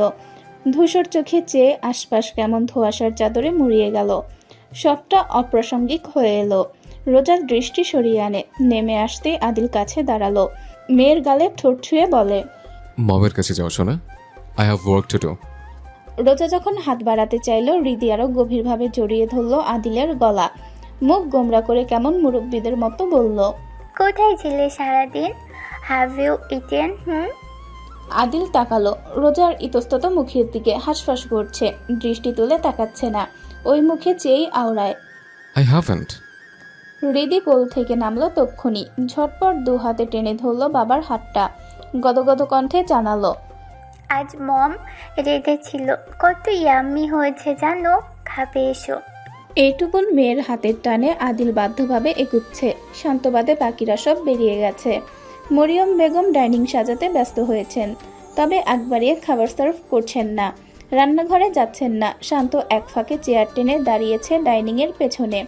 আদিল আর চোখে রোজার মিয়ে আসা মুখ দেখতে দেখতে গায়ের কোট খুলে শান্তর হাতে দিয়ে অবশেষে বসলো। রোজা কদম বাড়ালো রান্নাঘরের দিকে। হৃদির পছন্দের মোরগ পোলাও রেঁধেছিল অল্প করেই, তারপরও অনেকটা রয়ে গেছে। সামান্য গরম করে ব্যস্ত হাত বাড়ালো প্লেটে। যখন খাবার নিয়ে কাছে এলো, তার সামনে রাখলো। আদিলের ওই মুহূর্তে বলতে ইচ্ছে করলো, তুমি দূরে থাকতে চাও, আর দেখো পুরো পৃথিবী তোমাকে আমার কাছে নিয়ে আসছে। শুধু আমি নই, পৃথিবীও চায় তুমি আমার যত্ন নাও। আমার বাধ্য হও, আমায় ভালোবাসো। রোজা কিছুটা সরে দাঁড়িয়ে আছে, দৃষ্টি নোয়ানো। আদিল তাকালো প্লেটের দিকে, অনেকটা সময় শুধু দেখলই। হৃদি বাবার উরুর ওপর বসে আছে, ব্যস্ত গলায় বলে। শান্তর সাহায্যে আদিল হাত ধুলো, চামচ রেখে হাত দিয়ে খেলো। পুরো প্লেটের খাবার শেষ করলো ধীরে সুস্থে। খেয়ে যখন উঠলো ততক্ষণে অ্যালেন এসে কানের কাছে কিছু বলে গেছে। ওদের হাবে ভাবে তাড়াহুড়ো। ন্যাপকিন দিয়ে মুখ মুছতে নিয়ে আদিল শেষবারের মতো রোজার দিকে চেয়ে ব্যস্ত ভঙ্গিতে বেরিয়ে গেছে। পর মুহূর্তে একসাথে অনেকগুলো গাড়ি বেরিয়ে যাবার আওয়াজ ভেসে এলো। রোজা তখনও দাঁড়িয়ে দেখলো ফাঁকা প্লেটটা। মরিয়ম বেগম কেমন মিষ্টি করে হাসছেন, হাসতে হাসতে ডাইনিং পরিষ্কার করছেন। এক পর্যায়ে আস্তে করে বলেও ফেললেন, স্যারকে এমন তৃপ্তি নিয়ে আমি কখনো খেতে দেখিনি। রোজার ধরফর করে যাওয়া হৃৎপিণ্ড ছটফট করে উঠল এই যাত্রায়। সব কেমন অদ্ভুত লাগলো। চোখের পাতায় তখনও ভেসে বেড়ালো আদিলের ধূসর চোখের গাঢ় দৃষ্টি। যতবার তাকায় রোজার পুরো গোছানো পৃথিবীটা ধসে যায়, তার সত্তা নড়ে ওঠে। হৃদি বাইরে থেকে ছুটে এসে চাপড়ে ধরল রোজার পাটা। জল জল চোখে চেয়ে হাসছে কেমন। নিজেকে সামলালো রোজা, তাকালো সামনে। দুয়ারে এসে দাঁড়িয়েছে একটা তিতান, তিতানের পেছনে থোর। দুজন ওখানটায় বসলো পা ভেঙে। সম্ভবত হৃদির পেছন পেছন এসেছে। দেখতে যতটা ভয়ঙ্কর, জানতে পারলে ততটাই নরম আহ্লাদি। রোজা প্রায়শই ওদের মাথায় হাত বুলিয়ে দেয়, কেমন তার হাতে মিলিয়ে যায়। এই যাত্রায়ও যখন সামনে বসে মাথা ছুঁয়ে দিল, তার কোলে মিশে গেল। মিহি কণ্ঠে ঘেউ ঘেউ করে গেল আহ্লাদ পেতে। রাতের 1:45। ড্রাইভওয়ের দুপাশে ল্যাম্পপোস্ট জ্বলে আছে, মৃদু হলদে আলোয় সবটা স্বপ্নলোকের প্রতিরূপ যেন। গার্ডেন লাইট পোস্টের সামনে আদিল বসে আছে। চেয়ারে বসা তার বাম পায়ের ওপর ডান পাটা বেশ অবহেলায় রাখা। কালো গ্লোভসে ঢাকা হাতজোড়া ব্যস্ত সোনালি রঙের রিভলভারের গায়ে শুকিয়ে থাকা রক্তের দাগ মোছায়। সেই হাতজোড়া থামে শান্তর হঠাৎ দুহাঁটু ভেঙে সামনে বসাতে। নরম সবুজ ছাটা ঘাসের ওপরে বসা ওর চোখ জোড়া তখনও নোয়ানো। আদিল অবশ্য দৃষ্টি তুলে তাকায় না। শান্ত এই পর্যায়ে হাত বাড়িয়ে নেয় রিভলভারটা, নিজেই ভীষণ যত্নের সাথে পরিষ্কার করছে। লাল রক্ত উঠতে বেশ সময় নিচ্ছে। শুকিয়ে মিশে আছে যে রিভলভারের গায়ে। শুভ্র রঙা রুমালটা টকটকে লাল রক্তে কি বিভৎস দৃশ্যে পরিণত হয়েছে। আদিল হাত বাড়াতেই অ্যালেন একটা সিগারেট পাঁচখাই খোদাই সোনালি রঙের লাইটার এগিয়ে দিল। সিগারেট ধরাতে নিয়ে আদিল থামল, তাকালো বাড়ির দরজার দিকে। ক্লান্ত বসের দৃষ্টি পেয়ে তক্ষুনি বড় দরজাটা টেনে আটকে ফেলল। দৃষ্টি ফিরিয়ে নিয়ে আদিল দু হাতে ধরালো ট্রেজারার নামের সিগারেটটা। নাক মুখে মুঠো ভর্তি ধোয়া ছুটতে ছুটতে প্রশ্ন করলো, মেয়েটা তোর কাজিন? আদিলের পায়ের কাছে বসা শান্তর হাত জোড়া থামলো। জবাব দিতে মুখ খোলার আগেই অ্যালেন টিটকারির ভঙ্গিতে বলে ফেলল, খালাতো বোন বস, দুষ্টু বয় শান্ত বোনের সাথে লাইন মেরেছে। স্বপন বেশ আশ্চর্যের সাথে বলে, ও লাইন মারার টাইম পেলো কখন? ধ্রুব হতবিহ্বল হয়ে বলে, সারা বছর তো থেকেছেন এইখানে, বাড়ি ফিরেছে কয়বার? শান্ত কটমট করে ওদের দিকে এক পলক তাকিয়ে পুনরায় আদিলের দিকে তাকালো। আস্তে করে বলল, খালাতো বোন আমার অনেক ছোট, নাম ঝুমুক। শান্ত থামে, বাতাসের মতো ফিসফিস করে বলে, ওকে আমি ভালোবাসি, ভীষণ ভালোবাসি। ও আমার এমন এক ঘোষণা আমি দিয়ে এসেছি পুরো গ্রাম জুড়ে। কেমন ডেসপারেট আমি বোঝা যাচ্ছে? অ্যালেন ফিক করে হেসে ফেলল। পালাক্রমে হাসলো বাকিরাও। আদিলের ধূসর চোখ জোড়াও হাসে সামান্য। উঠতে নিয়ে বলে, ব্যাংকে টাকা দিয়েছে, আজ রাতে চলে যা, আয়োজন কর গিয়ে। আরও টাকা লাগলে জানাস আমাকে। শান্ত দ্রুত চেপে ধরে আদিলের উরু, উঠতে দেয় না। আদিল অগত্যা বসে ফের জিজ্ঞেস করে ভারী গলায়, কিছু বলবি? শান্ত ইতস্তত করে অবশেষে মিনমিনে গলায় বলে, আমি আপনাকে ছাড়া যাচ্ছি না বস, পরে যদি আপনি না যান। চারিপাশটা কেমন থমথমে হয়ে এলো। শান্ত সহ বাকিরাও শ্বাস আটকে দৃষ্টি নুয়ে রাখলো। কিছুক্ষণ আগের হাসি ঠাট্টার শব্দ আর নেই। পিনপতন নীরবতা বইল চারিপাশ জুড়ে। আদিল দীর্ঘশ্বাস ফেলল, বলল, বলেছি তো যাব। শান্ত অনুরোধ করল, একসাথে যাই বস, প্লিজ প্লিজ বস। তক্ষুনি অদূর থেকে ক্লান্ত শব্দ করলো। দরজাটা খোলা হচ্ছে। শান্ত আর চোখে চেয়ে চাপা গলায় জানায়, ম্যাডাম আছেন? আদিল নড়ে না, তৎক্ষণাৎ ফিরে তাকায়ও না।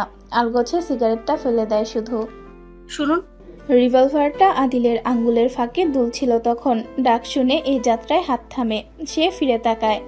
রোজা নরম গতিতে হেঁটে আসছে তার দিকে। পরনে একটা সিল্কের পাতলা নাইট গাউন, ফর্সা মসৃণ শরীরে মিশে আছে। ওপরে একটা চাদর জড়িয়ে রেখেছে। যখন হাঁটে গাউনটা কি চমৎকারভাবে দোলে। চুলগুলো বিনুনিতে বাধ্যভাবে বাঁধা হলেও সামনের চুলগুলো চোখে মুখের খুব কাছে উঠছে। রোজা আস্তে করে ওগুলোকে কানে গুজে নিচ্ছে। কথা ছিল। ইতিমধ্যে শান্ত এলেনোরা কিছুটা দূরে সরে গিয়ে ঘুরে দাঁড়িয়েছে। আদিল এক ধ্যানে আপাদমস্তক রোজাকে খুঁটিয়ে খুঁটিয়ে দেখে। রোজার হাঁসফাঁস লাজ বাড়িয়ে অবশেষে গম্ভীর মুখে বলে, শুনছি। রোজা আর চোখে তাকালো রিভলভারটার দিকে। যতবার ওর দৃষ্টি ওটায় পড়ছে হৃদয় ধরফড়িয়ে উঠছে। গলাকাটা মুরগির মতো ছটফট করছে প্রাণ পাখি। কি ভয়ঙ্কর! নিজেকে ওই দৃশ্যে স্বাভাবিক রাখাটাই কেমন দুঃসাধ্যের মতো। বলছিলেন কোথাও একটা যাবেন, কতদিন থাকবেন? ওই সময়টুকু আমি আমার বাসায় থাকতে চাই। আদিল মুহূর্তে উঠে দাঁড়ালো। রোজা সতর্ক হলো, তবে আদিলকে অমনভাবে কদম বাড়াতে দেখেও আজ আর পেছালো না। জেদ নিয়ে চেয়ে থাকলো। নিজের বাড়িকে ও নিজের বাড়ি বলতে পারবে না? অবশ্যই বলবে, 100 বার বলবে। আদিল একদম কাছে এসে দাঁড়ায়। দূরত্ব ঘুচিয়ে কণ্ঠ নামিয়ে বলে, কি চাও? আমি লোকজন পাঠিয়ে ওই বাড়িটা ভেঙে গড়িয়ে ফেলে মিশিয়ে দিই? রোজা আটকে ওঠে। অবিশ্বাস্য ভাষা সুন্দর চোখ দুটোতে চেয়ে আদিল আউড়ে যায়। Don't test my patience Mrs Adil. একই কথা দ্বিতীয়বার রিপিট করতে হলে কিন্তু ভিন্নভাবে জানাবো। পদ্ধতিটা পছন্দ হবে না। একটা মানুষ এতটা অমানবিক কিভাবে হয়? এত নিষ্ঠুর! রোজা চোখ বন্ধ করে রাগটুকু গিলে নিয়ে 2 কদম পেছালো এবারে। বিরক্ত চোখে চেয়ে নিজেকে শুধরে বলল, বাবার বাড়ি থাকতে চাই। আদিল পুনরায় কদম বাড়ালো। দূরত্ব ঘুচিয়ে ফেললো চোখের পলকে। রোজা দ্রুত পিছিয়ে যেতে চাইলে পুরুষালী রুক্ষ হাতে টেনে ধরল তার পাতলা কোমরটা। মনে হলো ভেঙে গুড়িয়ে দেবে কোমরটা। নিজের শক্তপোক্ত বুকের সাথে দম বন্ধ করে মেরে ফেলার মতো করে চেপে ধরল। অগ্রাহ্য করল রোজার অস্থিরতা। ফাঁকা হাতে থুতনিটা ধরে মাথা উঁচু করিয়ে চোখে চোখ রাখতে বাধ্য করালো আদিল। তার ধূসর চোখের ওই গাঢ় দৃষ্টিতে রোজা বেশিক্ষণ চেয়ে থাকতে পারে না। অদ্ভুত এক ভয় অস্থিরতা চেপে ধরে। অশান্ত হয় হৃদয়। দৃষ্টি ফিরিয়ে আনতে আদিলের আদেশ পড়ে, তাকাও, আমার চোখে তাকাও রোজা। রোজা তাকায় না, ছাড়া পেতে ছটফট করে ওঠে। পর মুহূর্তেই থুতনিতে আদিলের হাতের দৃঢ়তায় চোখ ভেজে ওঠে ওর। ছলছল চোখে যখন তাকায় ততক্ষণে আদিল অধৈর্য হয়ে পড়েছে। মাথাটা নুয়ে রোজার মুখের কাছে এসেছে। নাকে নাক স্পর্শ করে। ইঞ্চিখানেক মাথা বাড়ালেই ঠোঁটে ঠোঁট ছোবে। তার ফেলা ঘন ঘন তপ্ত শ্বাস পড়ে রোজার ঠোঁটের ওপর। আমি যেখানে যাব তুমি সেখানে যাবে। আমি এই মুহূর্তে মরে গেলে তোমাকে সাথে নিয়ে মরবো। ছাড়বো না, তোমাকে আমি ছাড়বো না।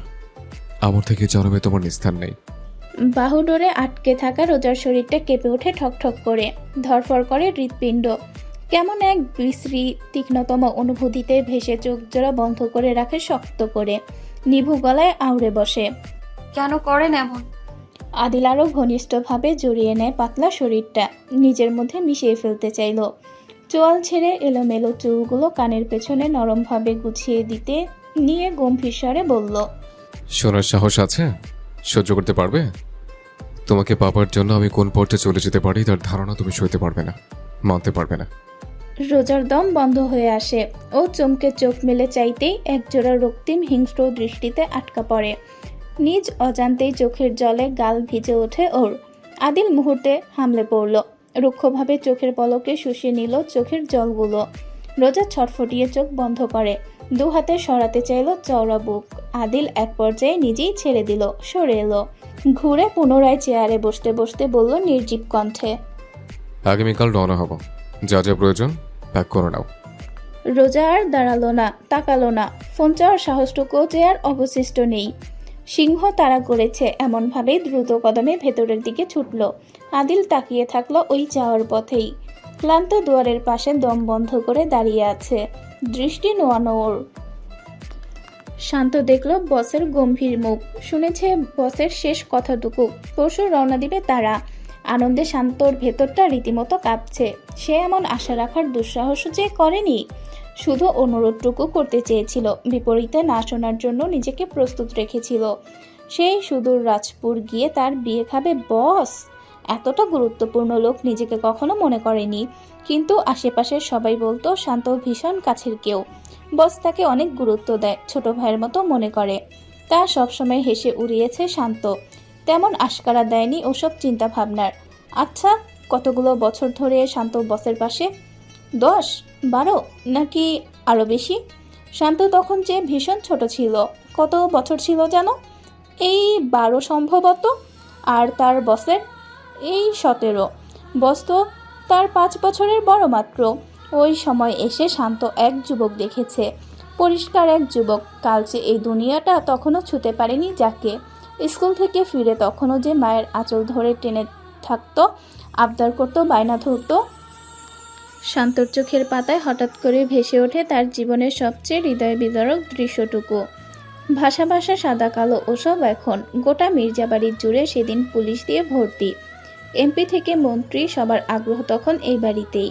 প্রবল বৃষ্টির মধ্যেও সাগরের স্রোতের মতো সকল রাজনীতিবিদ, উচ্চবর্গের মানুষদের যাতায়াত।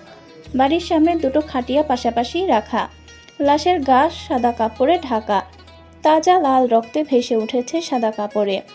সেই দৃশ্যে শান্ত আজও ভুলতে পারে না তার বসের আহাজারি। স্কুল থেকে হাস্যজ্জ্বল মুখে ফেরা যুবকের আত্মচিৎকার আজও প্রায়শই তার ঘুম ভাঙিয়ে দেয়। ওই আত্মচিৎকার, ওই ভাঙা কণ্ঠের কান্নার শব্দ আজও ওর বুকের ভেতরটা ক্ষতবিক্ষত করে ফেলে। ওই দিনের পরে তো সবটাই পরিবর্তন হয়ে গেল। সব। রাজপুর বাংলাদেশের ভীষণ ভিতরের এক সেকেলে গ্রাম, যেখানে চলে না আইনি শাসন, পড়ে না মন্ত্রণালয়ের দৃষ্টি। পুরোটা গ্রাম জুড়ে এখনও জমিদারদের শাসন চলছে। গ্রামটার বর্তমান জমিদার নাসির শিকদার। শিকদার বংশ এই প্রথম জমিদার পদে আছেন। তার কারণও আছে, তারা জন্মগত শাসক নন, কোনো দাপুটে খানদান নন, বরং ছোট ভাইয়ের একমাত্র ছেলের দাপটে তারা আজ এই অবস্থানে আছেন। এই গ্রামে যেই হাসপাতাল, স্কুল, কলেজ আছে, সব শহরের এক নামকরা শিল্পপতির করে দেওয়া। এখানকার সব পরিষ্কার ইট পাথরের রাস্তাও তার করে দেওয়া। সেই লোকের হয়েই তো কাজ করে তার ভাইপো শান্ত শিকদার। বডিগার্ড, যে কাছের বডিগার্ড। সেই থেকে এই গ্রামে এখন শিকদারদের শাসন। এক রকমের মান্যগণ্য করা হয় তাদের। গ্রামের সব কিছুতেই তাদের মতামত আবশ্যক। নর্থ নদীর গা ঘেঁষে দাঁড়ানো জমিদার বাড়িটাই শিকদারদের। তারা 4 ভাই 4 বোন, বোনেরা সব বিবাহিত। আশেপাশেই তাদের শ্বশুর বাড়ি। তারা 4 ভাই এই বিশাল 4 তলা পুরনো আমলের বাড়িটাতেই থাকেন। আজ বাড়ি জুড়ে এক ধরনের অস্থিরতা লক্ষ্য করা যাচ্ছে। চাপা গুঞ্জন বেড়ে যাচ্ছে দিনের আলো বাড়ার সাথে সাথে। জব্বার শিকদারের বড় ভাইদের টেনে নিয়ে 2 দফায় আলাপে বসেছেন। তাদের এমন চাপা আলাপের মধ্যেই হাজির হলেন বাহাদুর হাওলাদার। ভদ্রলোক সকাল থেকে শিকদার বাড়িতে এই নিয়ে 4 বার এলেন। প্রত্যেকবার ফিরে গেছেন শিকদারদের না পেয়ে। এবারে পেয়ে উচ্ছ্বাসে ফেটে পড়লেন। দ্রুত এগিয়ে এসে পাশের ফাঁকা চেয়ারটায় বসলেন। শান্ত নাকি আইতেছে? ওর সাথে নাকি ওই প্রভাবশালী লোক আইব? আচ্ছা নাকি? বাহাদুর হাওলাদার এই বাড়ির বড় মেয়ে জামাই। হাওলাদার বাড়িটাও কাছেই, 5 মিনিটের রাস্তা। জব্বার সাহেব গম্ভীর মুখে মাথা দুলিয়ে বলেন, কইল তো কালে আইসা পৌঁছাইব। বাহাদুর সাহেব অবিশ্বাস নিয়ে চাপা গলায় বললেন, আমার তো বিশ্বাসই হয় না। শান্ত আয়সা ওই ঝুমুরে বিয়ে করতেছে। শহরে কত বড় লোক ঘরের মেয়েরা আছে না যাবার ভাই? আপনি কন, শান্ত দেখতে শুনতে কম, রাজপুত্রের মতো দেহায়। জব্বার সাহেব চোখ মুখ কুঁচকে ফেললেন। বরাবরই তিনি ঝুমুরকে ভীষণ স্নেহ করেন, পারেন না শুধু নিজের কাছে রাখতে। এই ধরনের কথা তার ভালো লাগলো না। অন্যদিকে লুৎফর শিকদার দীর্ঘশ্বাস ফেলে বলেন, আমারও তেমন একটা ইচ্ছে নাই, কিন্তু আমার গোপোলা তো ঝুমুর বলতেই অজ্ঞান। মাইয়াও হাতের কাছে বড় হয়েছে, লক্ষ্মী মাইয়া, মেনে নিতে তাই আপত্তিও নাই। মাথা দোলালেন নাসির শিকদার, বললেন, ঝুমুর কোথায়? ওর এই বাড়িতে আনাও, শান্ত আইসাই একবার চাইব। জব্বর সাহেব শব্দ করে হেসে ফেললেন, বললেন, মায়াটা কি কইছে কে জানে। ওলা আমার সেই খেপা, এসে নাকি ওরে মারবো। এই জন্য মায়া এই বাড়ির আশেপাশেও ঘেসে না, ভয় পাইতেছে। লুৎফর সাহেব বলেন, নাজমারে বইল ওর জামাই নিয়া বাড়িতে আসতে, বিয়ে শাদী এখান থেকে হইব। ওদের টাকা পয়সা খরচ করতে নিশ্চিত করেছে শান্ত। পরে পোলা ঝামেলা করব। ঝুমুর রায়হানের বড় আদরের মায়া, চোখে হারায় ওই রাজি হইব না, মায়ার বিয়াতে খরচা করবই।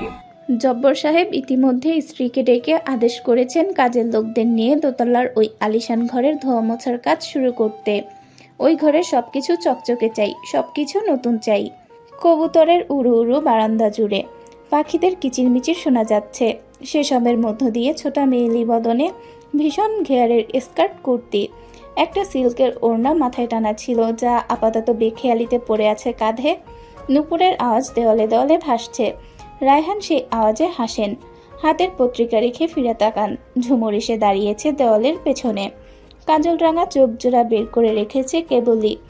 রায়হান সাহেব ডাকেন, কি আহমা? ঝুমুর লাজে এগোতে পারে না, দাঁড়িয়েই থাকে।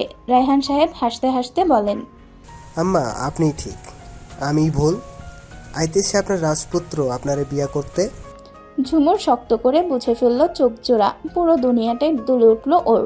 আস্তে করে একটা শব্দ আওড়াতে পারে শুধু, কখন? কাইমা খাবার দিয়ে গেল নাসির ভাই। ঝুমুর তক্ষুনি ছুটে ভেতরে চলে গেল। তার হাস্যজ্জ্বল কণ্ঠের সুর পুরো বাড়িতে ভেসে বেড়ালো।